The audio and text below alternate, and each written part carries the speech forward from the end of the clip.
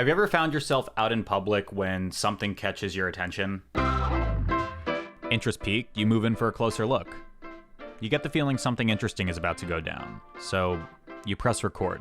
That's what happened to me in the illustrious vacation spot of Sandusky, Ohio. This grand finals left me with what many people in film would call a really good shot. And if you're anything like me, you're quick to share this cool moment with the world. A few people watch it, they think it's cool, it gets shared around, and the next thing you know, that moment goes viral. Against any expectation you could ever have for something as innocuous as a video game player going crazy for a tournament win, it goes viral. And now influencers, news outlets, sports networks are picking it up left and right, showcasing a game that you don't even make content about. It's important for anyone working in media, especially in places where what you share can be seen by lots, and I mean lots of eyes, to go into it with high hopes, low expectations, and a medium level of preparedness. If you're going to share something with the world, you'd better be ready for whatever comes next. I wasn't.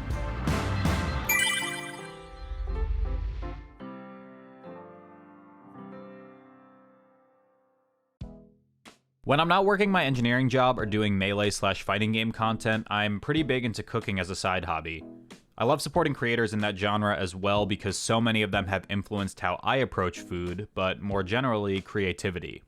Adam Ragusia posted a video around 2 years ago titled, "Watch Before You Blow Up on YouTube, The Cautionary Tale of Jani Lane." I'll leave a link to his video so as to not bore you and regurgitate his in full, but here's a quick synopsis. Jani Lane was the lead singer for the band Warrant, who became famous for their hit single, Cherry Pie. He hated it. I could shoot myself in the head for writing that song. I feel like on a much smaller scale, I can relate to this. I didn't plan to go viral. Not many people do. It's something that kinda just happens. You probably got a good idea of what happened based on the intro, but I should probably start from the beginning. It's Sunday, September 12th, 2021, over at the Kalahari Resort in Sandusky, Ohio.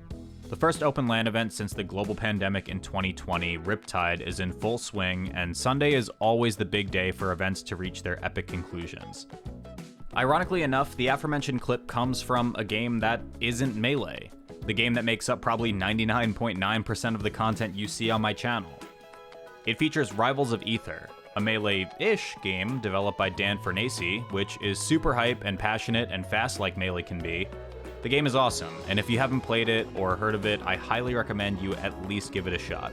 Though I wasn't able to commentate the Melee bracket for Riptide, I actually got in for a pools block of Rivals, which you can check out here, and I honestly had an amazing time. If anything though, I'm sure at least a handful of the millions of eyes that were put on Rivals over the last week may consider trying the game, and that's pretty awesome to me. Anyway, I was wrapped up for a good chunk of the weekend in some video shoots for Panda, but I was able to take a little bit to check out what some of early Sunday in the main venue had to offer. I came in, hung out for a bit, and the next thing I know, Ethan Drake, otherwise known in the Rivals community as Penguin, had just reset the bracket in a close 5-game set against Alex Strobel, aka Cake Assault. For those unacquainted, these two seem to trade tournament wins like it's their job. Both of these players have sat in the top 10 across multiple seasons of rankings, so they're really good. The bracket resets, which means the next player to win a best-of-5 set here will win the entire tournament, and that has a lot of merit too, considering it's again the first in-person event back in over a year. The second set also goes the distance, 5 full games, and of course it comes down to the wire. At this point you can bet my camera is rolling. Cake Assault narrowly clutches it out, and I guess the rest is history.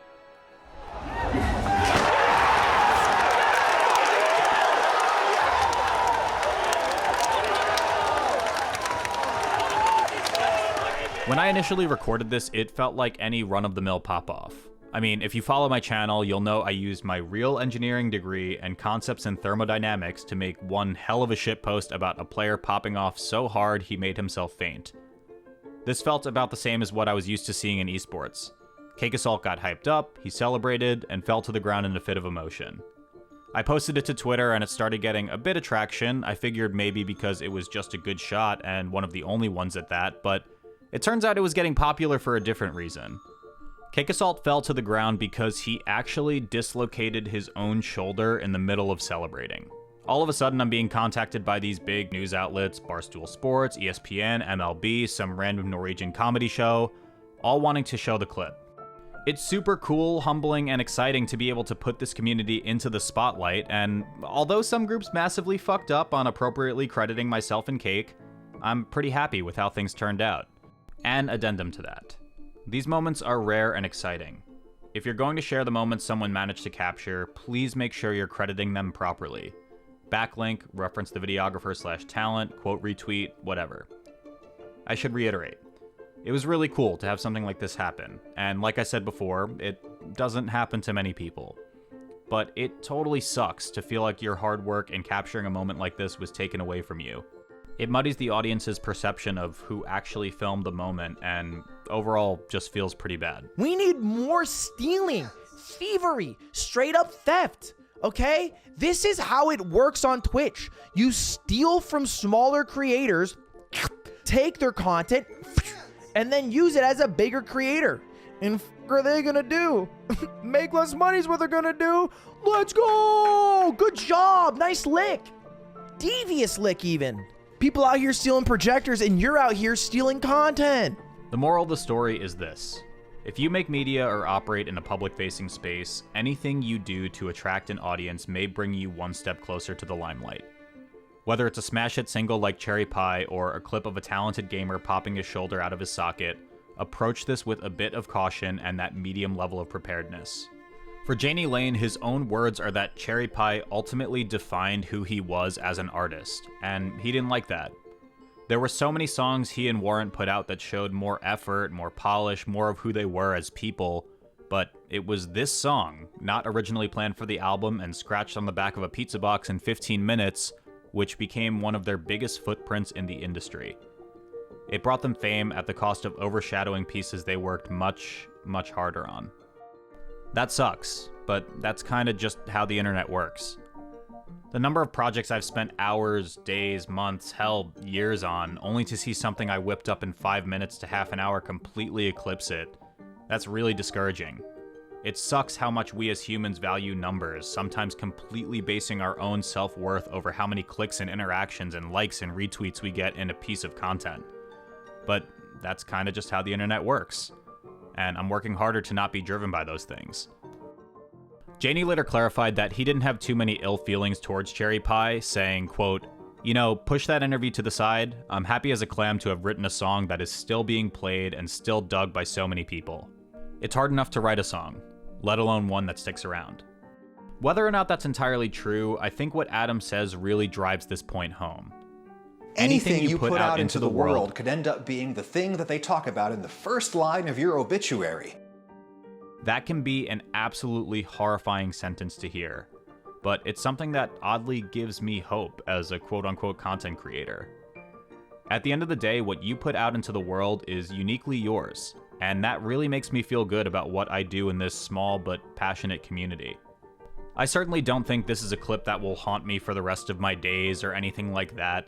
I'm elated to see some well-deserved spotlight shined on a wonderful game and community like Rivals of Aether, and I'm glad that I happened to be in the right place at the right time to capture such a unique moment. But that's all I did. I was just in the right place at the right time, pointing my camera at the right subject, and sharing the video with the right people, just like I try to do in all of my projects. I have Cake Assault and his dislocated shoulder to thank for allowing me to share things like this with you guys.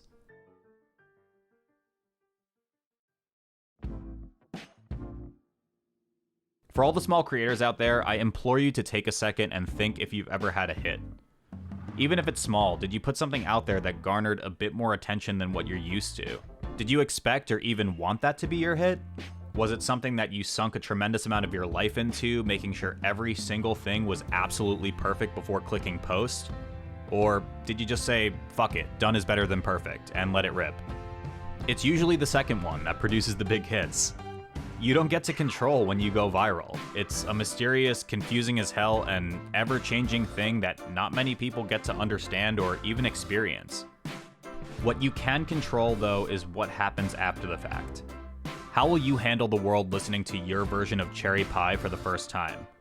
Like everyone else who finds themselves in this position, I didn't set out for a clip like this to go viral, especially in a game that I admittedly wasn't as invested in as Melee. But that's kinda just how the internet works. And that's not to say I'm not happy about it. Most people may never experience or understand this, but for better or worse, I feel I've been privileged to be able to share what my experience was like with you all. I think my body of work, at least in the Melee community and perhaps now elsewhere, has its place in the world. And I don't think this is something we're meant to dread. The normies of the world seeing video games on SportsCenter or what have you, they'll roll their eyes, but at the end of the day, this is a goddamn hit. It's a goddamn good one. And it's something I think I'd be pretty happy to see on my obituary when I turn old and gray.